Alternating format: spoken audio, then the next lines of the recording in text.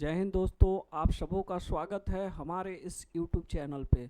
तो दोस्तों, आज हम लोग रेलवे, बिहार एसएससी और अदर स्टेट लेवल एग्ज़ाम को टारगेट करते हुए एक बिल्कुल ही फ्रेश चैप्टर, काफ़ी इम्पोर्टेंट चैप्टर असर्शन रीजन को देखने वाले हैं।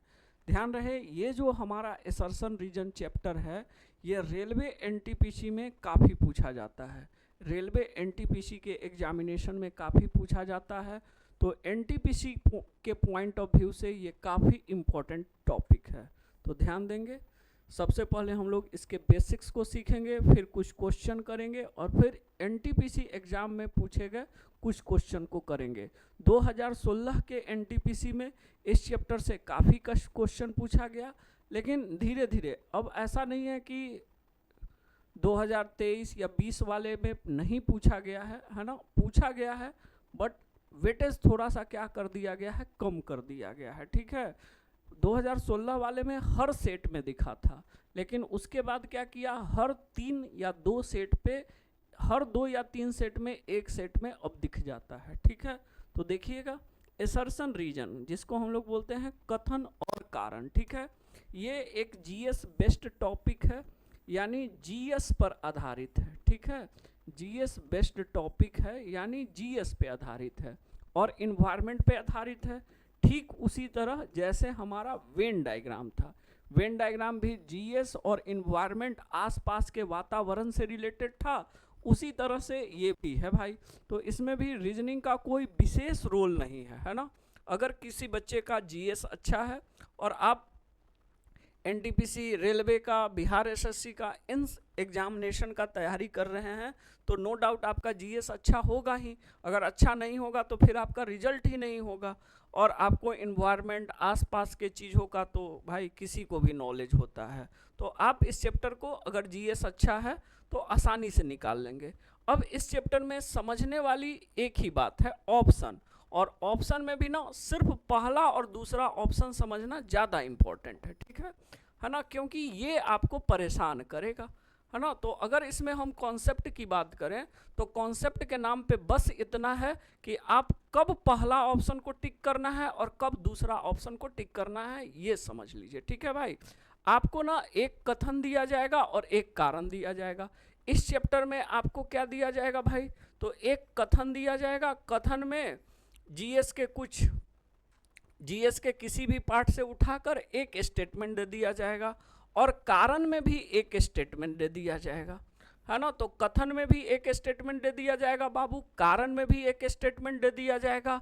अब जब आप इसको पढ़ेंगे और आपको जीएस का, इन्वायरमेंट का नॉलेज होगा, अपने आसपास के चीज़ों का नॉलेज होगा, तो आपको पढ़ने के बाद क्या क्या पता चलेगा। तो आपको पढ़ने के बाद पता चल सकता है कि सर ये सही है, कथन सही है और कारण भी सही है। एक चीज़ ये हो सकता है। दूसरा हो सकता है कि आपको लगे कथन सही है, कारण गलत है।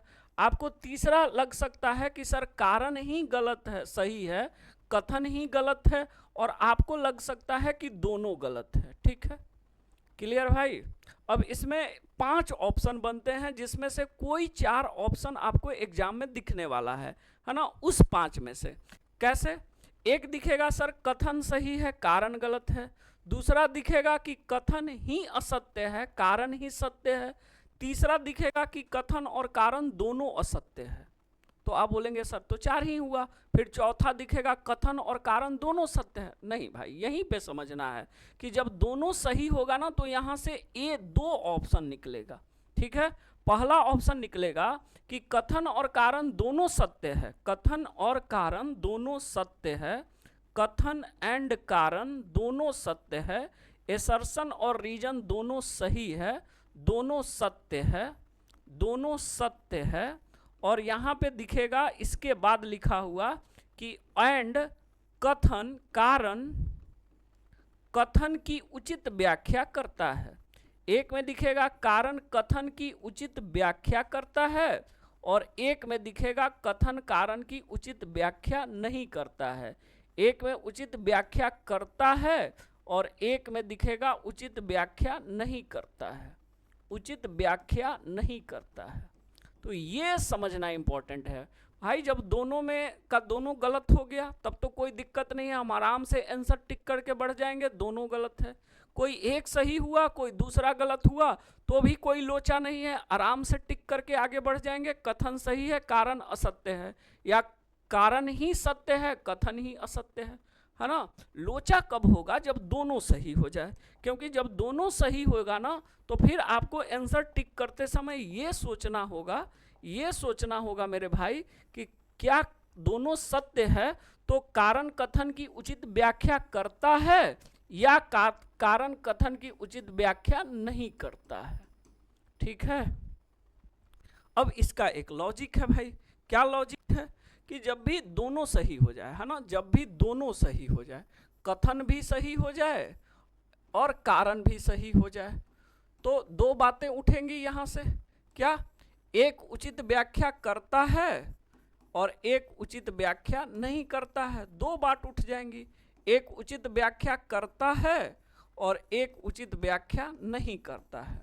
अब हम कैसे समझेंगे कि उचित व्याख्या करता है कि नहीं करता है?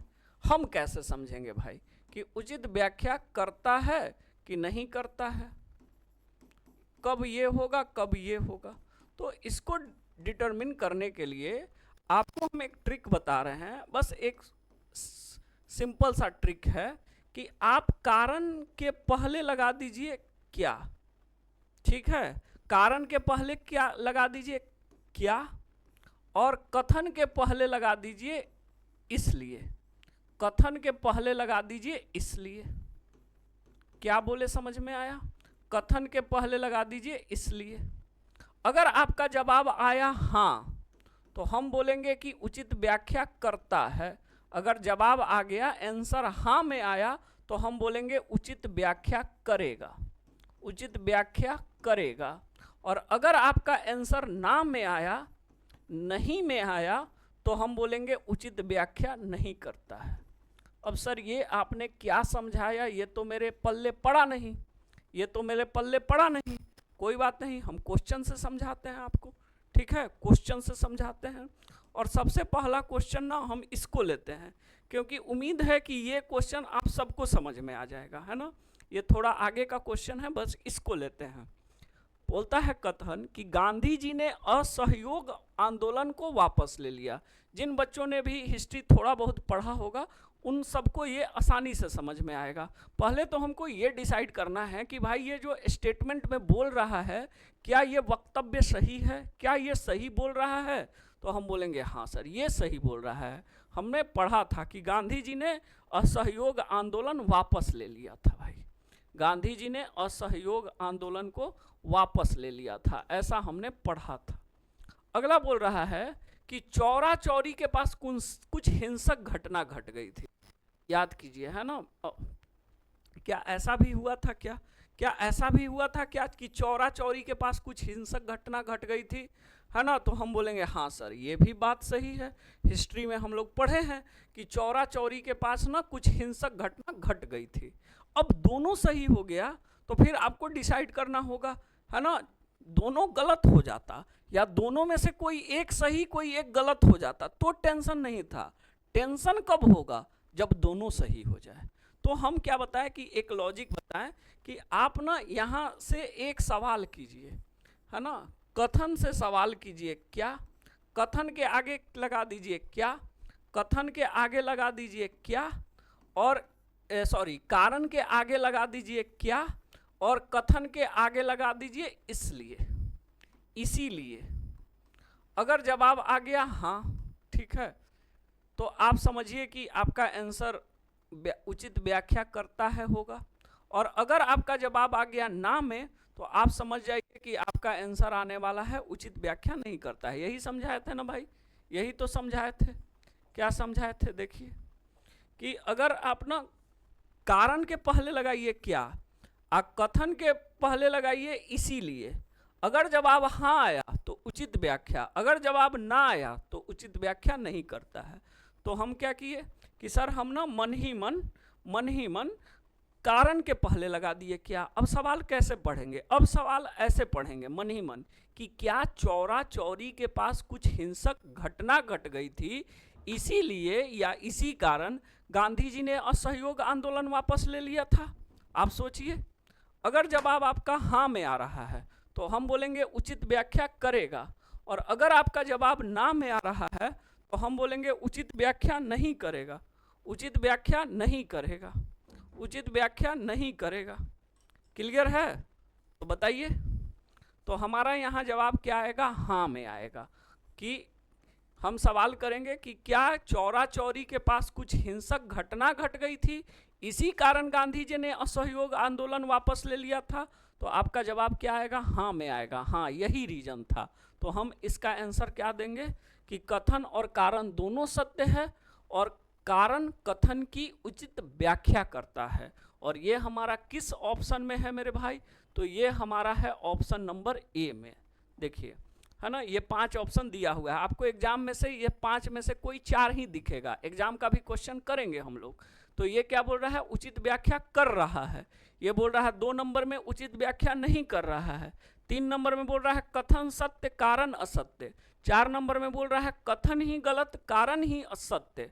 और 5 नंबर में बोल रहा है दोनों असत्य। तो जब दोनों सही हो जाएगा तो भाई हमको देखना होगा उचित व्याख्या कर रहा है कि नहीं कर रहा है।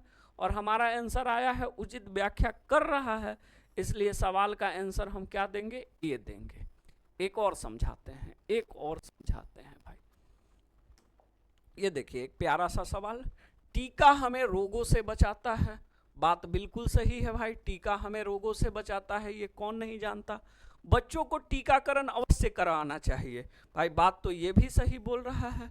अब यहाँ हम लगाएंगे क्या बच्चों को टीकाकरण अवश्य करवाना चाहिए इसी कारण क्योंकि टीका हमें रोगों से बचाता है। तो आपका जवाब आएगा हाँ भाई, बच्चों को तो टीकाकरण इसीलिए करवाया जाता है कि टीकाकरण करवाने से बच्चों का ना इम्यूनिटी सिस्टम स्ट्रांग हो जाता है, रोग प्रतिरोधक क्षमता स्ट्रांग हो जाता है। बच्चों को क्या, अब कोरोना आया था तो हम लोगों को भी वैक्सीनेशन दिया गया। क्यों दिया गया? क्योंकि वैक्सीन लेने से हम लोगों का इम्यूनिटी सिस्टम स्ट्रांग हो गया, हम लोगों को का रोग प्रतिरोधक क्षमता स्ट्रांग हो गया, रोग से लड़ने के लिए हमारा बॉडी स्ट्रांग हो गया। तो भाई ये तो हम क्या बोलेंगे कि हाँ, तो इसका भी आंसर क्या देंगे? ए नंबर, ठीक ना। चलिए एक और सवाल करते हैं, ठीक है। ये वाला बोलता है क्लोरोफ्लोरोकार्बन का प्रयोग अब दुनिया भर में प्रतिबंधित है। तो बात तो सही है कि क्लोरोफ्लोरो का प्रयोग दुनिया भर में प्रतिबंधित कर दिया गया है। ये ऐसे रसायन हैं जो त्वचा कैंसर का कारण बनते हैं, ये ऐसे केमिकल हैं जो त्वचा कैंसर का कारण बनते हैं। क्या ये सही है? बोलेंगे नहीं सर, ये स्टेटमेंट गलत है। आप बोलिएगा ये कैसे गलत हो जाएगा सर? तो सुनिए, है ना, आप जब अच्छे से स्टडी करेंगे तो आपको पता चलेगा कि ये जो क्लोरोफ्लोरोकार्बन है ये जाकर ओजोन परत में छिद्र कर देता है ना। वायुमंडल में, एटमॉस्फेयर में जो ओजोन का लेयर है, ओजोन का जो परत है, उस ओजोन परत में ये क्या कर देता है? होल कर देता है, छिद्र कर देता है। और जैसे ही ओजोन परत में छिद्र होगा तो इससे निकलने लगेगा, इस ओजोन परत से निकलने लगेगा अल्ट्रा वायलेट रे, पारा बैगनी किरण निकलने लगेगा। और वो जो अल्ट्रा वायलेट रे है, वो जो पारा बैगनी किरण है, वो रेस्पॉन्सिबल है किसके लिए? तो स्किन कैंसर के लिए। तो हम क्या पढ़ रहे हैं कि ये ना डायरेक्ट रिस्पॉन्सिबल नहीं है भाई, ये जो है ये डायरेक्ट रिस्पॉन्सिबल नहीं है ना, ये इनडायरेक्ट रिस्पॉन्सिबल है, क्योंकि ये जाकर ओजोन लेयर में छिद्र करेगा। ओजोन लेयर में जैसे ही छिद्र होगा उस ओजोन लेयर से निकलेगा अल्ट्रा वायलेट रे, पारा बैगनी किरण। और वो पारा बैगनी किरण जब हमारे स्किन पे पड़ेगा तो हमें डर होगा किसका? स्किन कैंसर का, ठीक है। तो हम इसलिए इसको गलत बोलेंगे क्योंकि ये डायरेक्ट रिस्पॉन्सिबल नहीं है।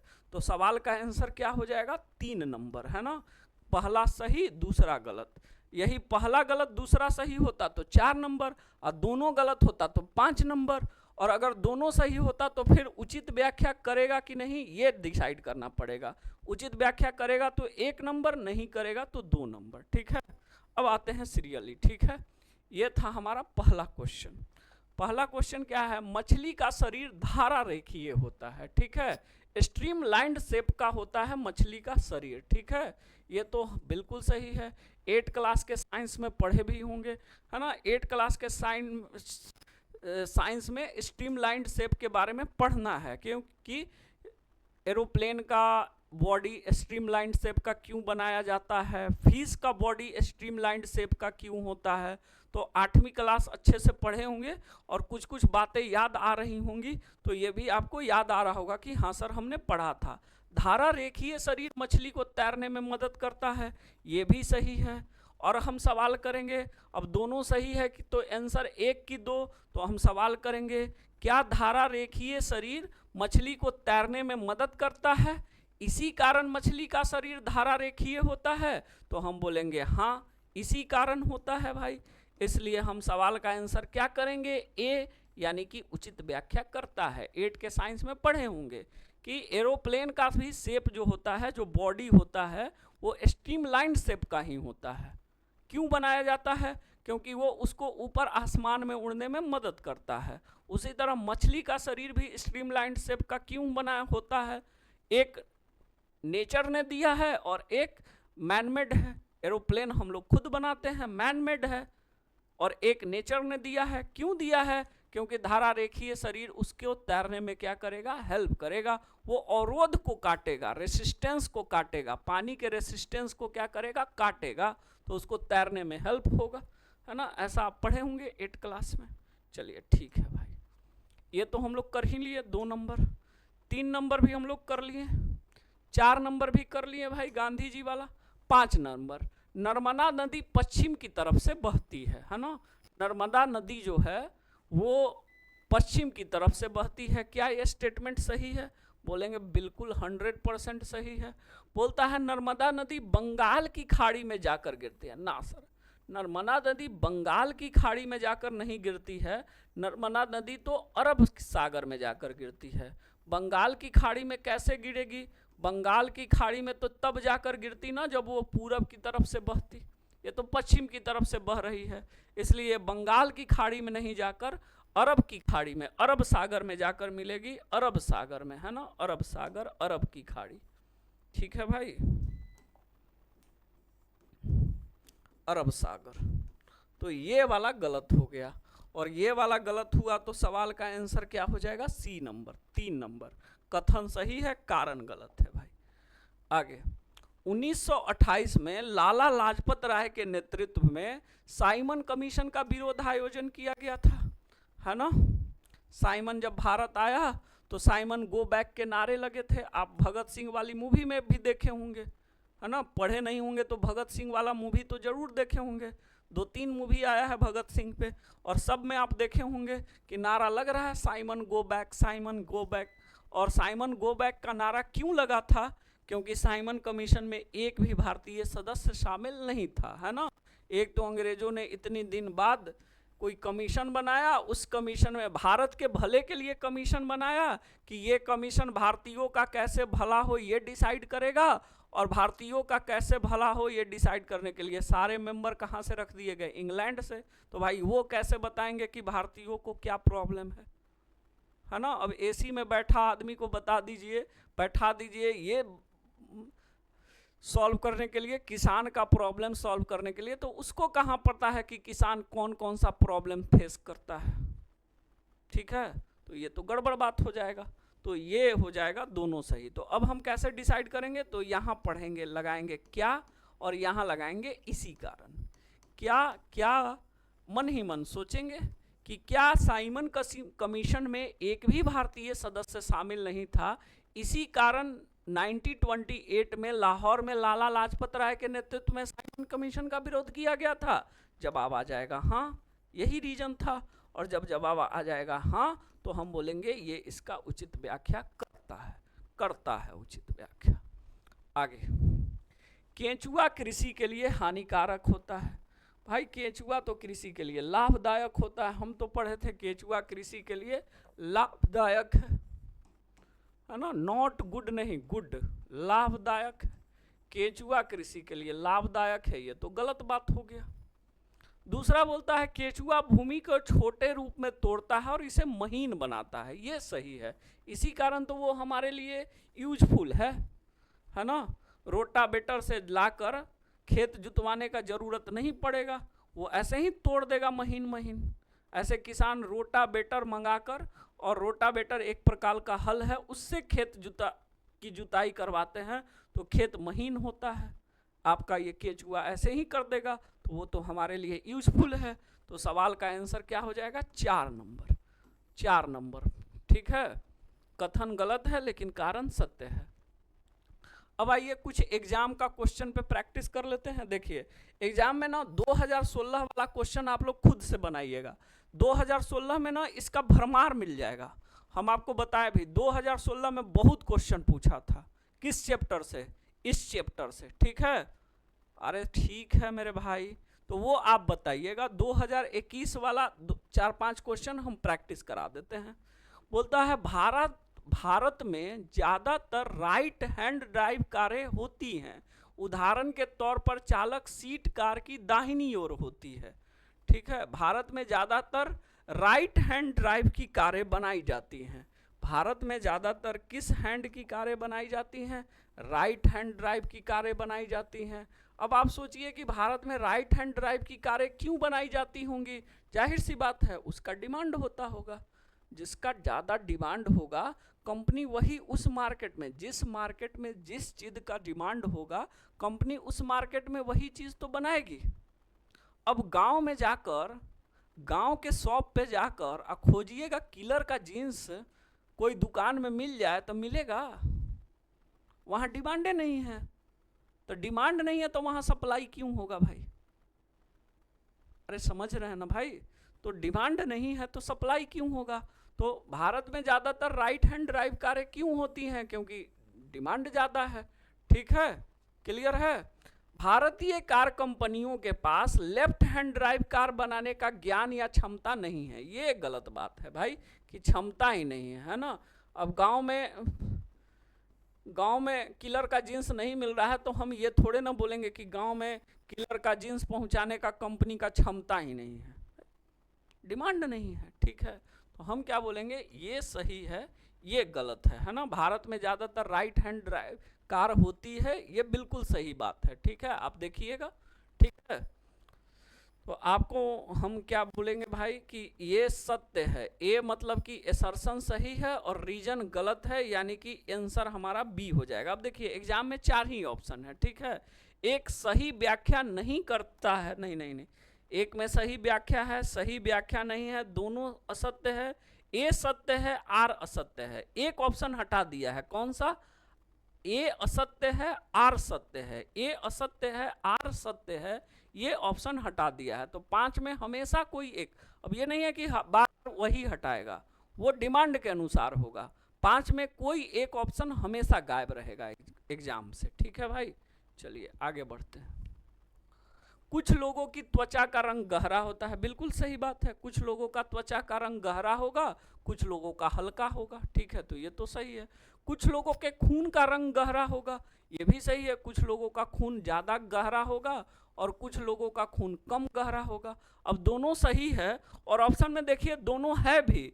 जब भी दोनों सही है ना, तो उसके साथ ये जरूर दे रहा है कि उचित व्याख्या करता है कि नहीं करता है। तो हम क्या करेंगे? यहाँ लगाएंगे क्या, और यहाँ लगाएंगे इसी कारण।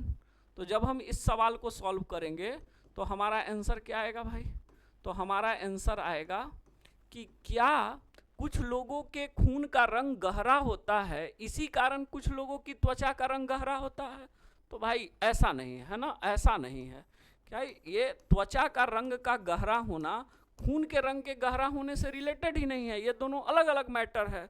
तो हम क्या बोलेंगे? उचित व्याख्या नहीं है, उचित व्याख्या नहीं है, ठीक है भाई। चलिए, ग्रीनलैंड पूर्ण रूप से हरा ना, ग्रीनलैंड पूर्ण रूप से हरा नहीं है, ऐसा नहीं बोल सकते एकदम हरा हरा ही है, ठीक है। ये तो गलत बात हो गया। ग्रीनलैंड पूर्ण रूप से हरा नहीं है भाई, ये गड़बड़ बात है। ध्रुवीय क्षेत्रों में वर्ष भर बर्फ पड़ती है, ये सही बात है ना। पोलर रीजन में पूरे साल बर्फ पड़ता है, ये है, ठीक है। आप पढ़े होंगे ज्योग्राफी में, ठीक है। तो हमारा आंसर क्या हो जाएगा? ए असत्य है। अच्छा देखिए, इसके पहले वाले में ना ये वाला ऑप्शन हटाए हुए था, है ना। इस बार इसको लाया है, और ए सत्य है, आर असत्य है, इस बार गायब किए हुए हैं। तो 5 में से कोई एक ऑप्शन हमेशा गायब करेगा, कोई 4 ही देगा। चलिए आगे बढ़ते हैं। कार्बन डाइऑक्साइड सर्वथा हमेशा कार्बन डाइऑक्साइड प्रदूषक है, हमारे लिए हानिकारक है, लेकिन हमेशा हानिकारक नहीं है ना भाई। किसी के लिए हानिकारक है तो किसी के लिए लाभदायक भी है ना। हमेशा प्रदूषक नहीं है, ये तो बात बिल्कुल सही बोल रहा है। ऑलवेज प्रदूषक नहीं है, पॉल्यूएंट नहीं है। दूसरा, पौधों के विकास के लिए कार्बन मोनोऑक्साइड की आवश्यकता होती है। ये तो यहीं पे गड़बड़ हो गया कि कार्बन के विकास के लिए कार्बन मोनोऑक्साइड की आवश्यकता है। भाई कार्बन मोनोऑक्साइड जहरीला गैस है, उससे पौधों का विकास कब से होने लगा। तो भाई यहाँ भी क्या हो जाएगा, ए सही आर गलत, ए सही आर गलत, ठीक है, ए सही आर ए गलत, ठीक है, इसका भी आंसर हो जाएगा। तो आप देख रहे हैं ना, काफ़ी इजी क्वेश्चन पूछता है, ऐसा नहीं कि एकदम, है ना, एकदम इजी सरफेस लेवल का क्वेश्चन पूछेगा।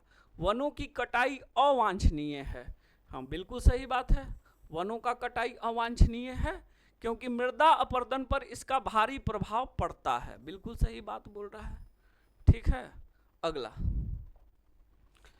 कि बड़े पैमाने पर पेड़ों की कटाई की वजह से भारी मूसलाधार वर्षा के कारण सतह से मिट्टी का कटाव अपेक्षाकृत अधिक तेजी से होता है, ये भी सही बात बोल रहा है।